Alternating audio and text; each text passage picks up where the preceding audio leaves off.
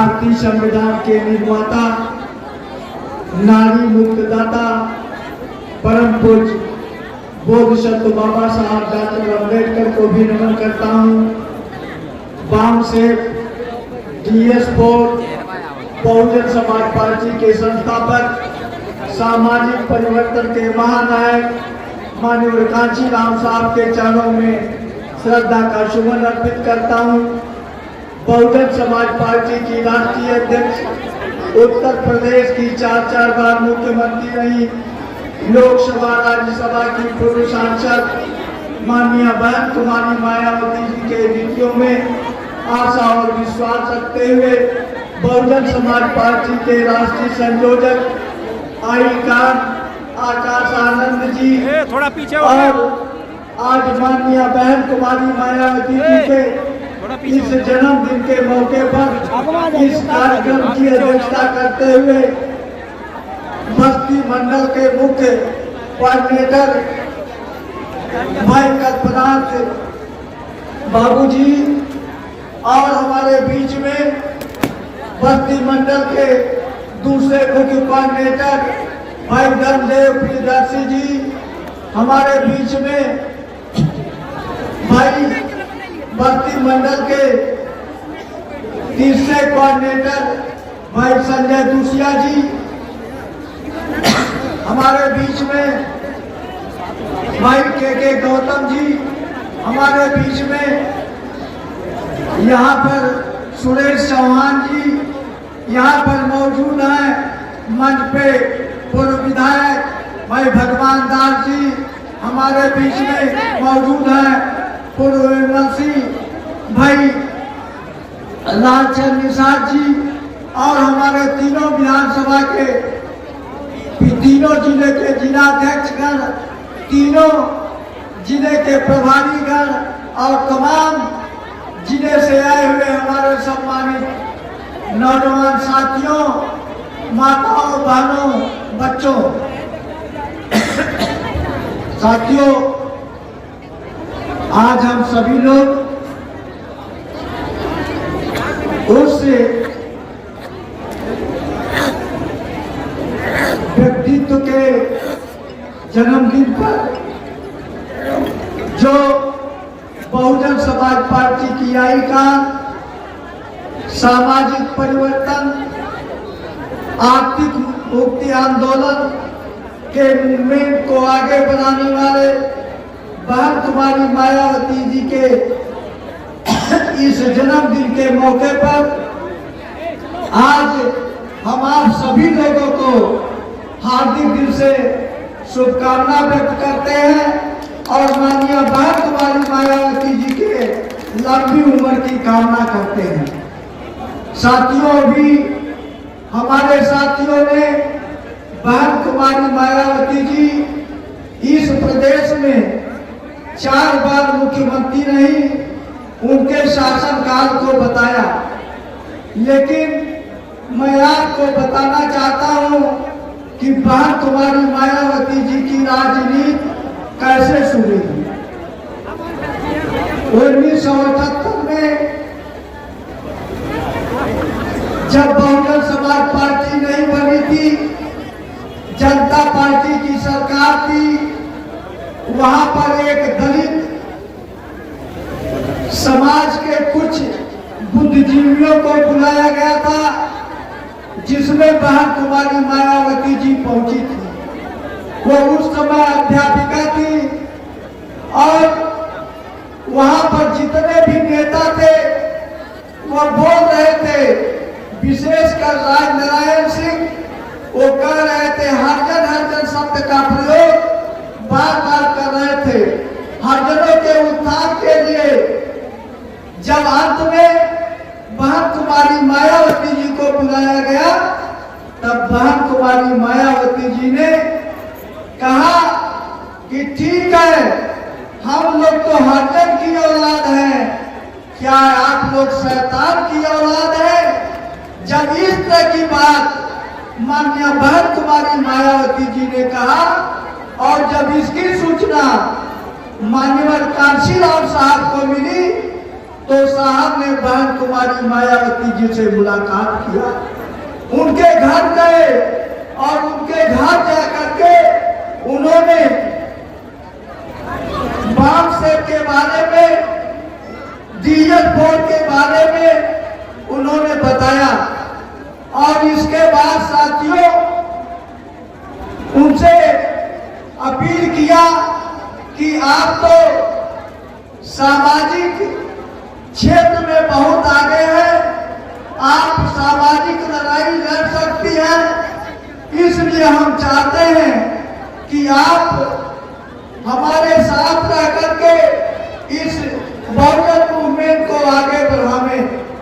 लेकिन साथियों बहन जी के माता और पिता ने कहा कि नहीं, मेरी बेटी तो आईएएस की तैयारी कर रही है, ये आईएएस बनना चाहती है।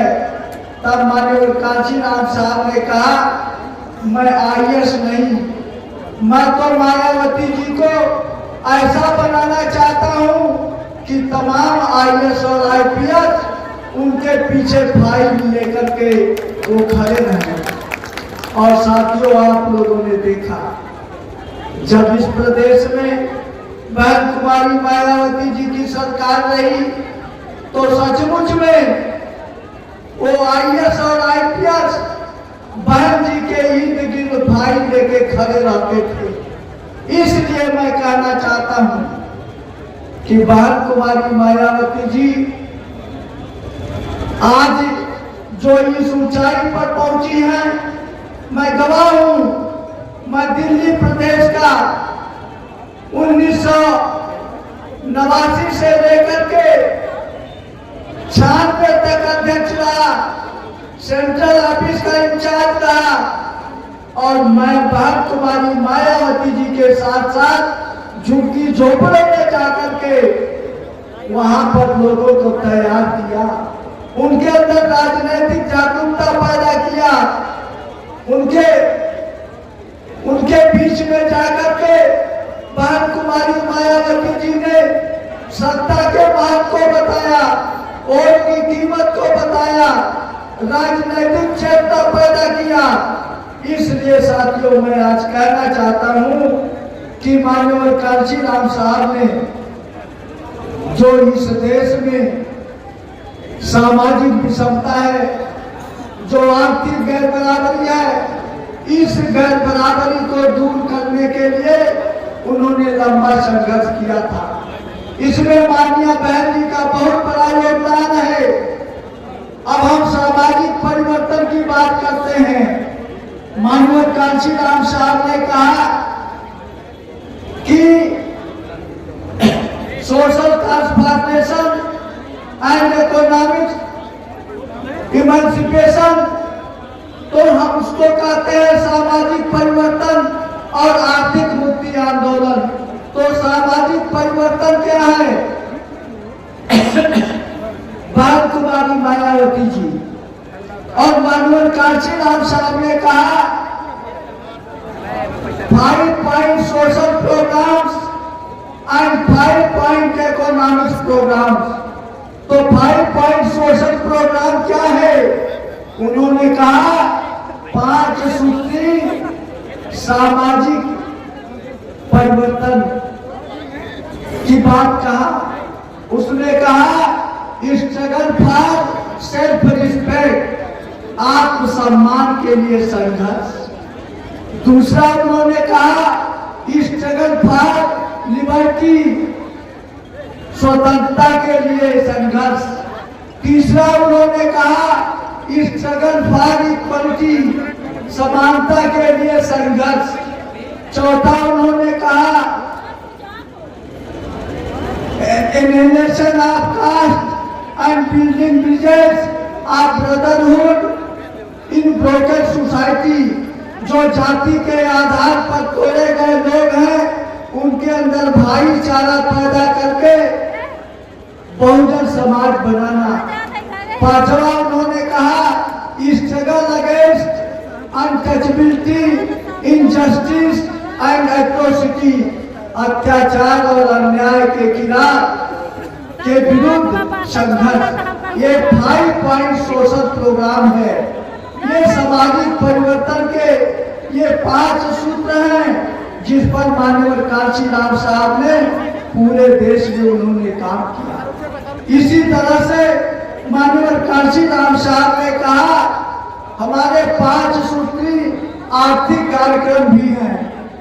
उन्होंने कहा कि भारतीय किसान मजदूर आंदोलन, भारतीय सफाई कर्मचारी मजदूर आंदोलन, भारतीय दस्तकार आंदोलन, भारतीय शरणार्थी आंदोलन, भारतीय भागीदारी आंदोलन, ये 5 पॉइंट इकोनॉमिक्स प्रोग्राम है।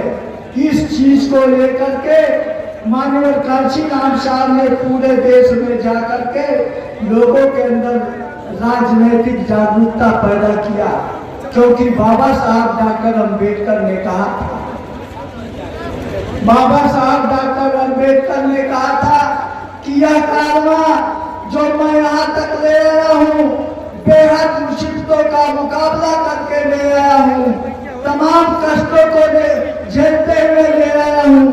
मेरे अनुयायी इस कारवां को निरंतर आगे बढ़ाते रहना, यदि आगे न बढ़ा सको तो उसे वही रोक देना, इसे पीछे मत आने देना। तो कारवां क्या था?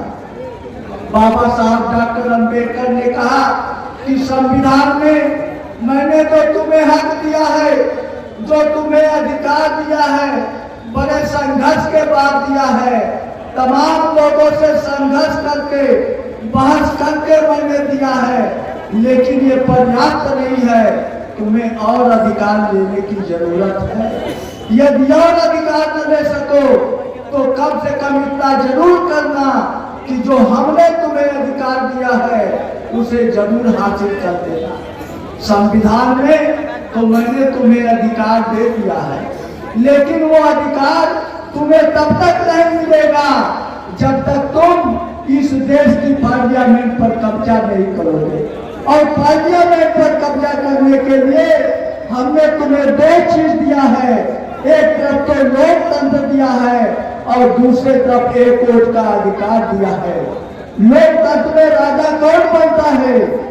लोकतंत्र में राजा वो बनता है जिसके वोट ज्यादा होते हैं। तो आज जो हमारा बहुजन समाज पार्टी है, इसके पास सबसे बड़ा जनाधार है, ये 85% से भी ज्यादा है। अगर हम सभी लोग एकजुट होकर आपस में भाईचारा पैदा कर ले तो हम इस देश की पार्लियामेंट पर कब्जा कर सकते हैं। पार्लियामेंट पर ही कब्जा करने की बात क्यों किया? पार्लियामेंट एक ऐसी संस्था है जहां पर कानून बनाया जाता है, जहां पर नियम बनाया जाता है, जहां से सारी योजनाएं देश के कोने कोने में जाती हैं।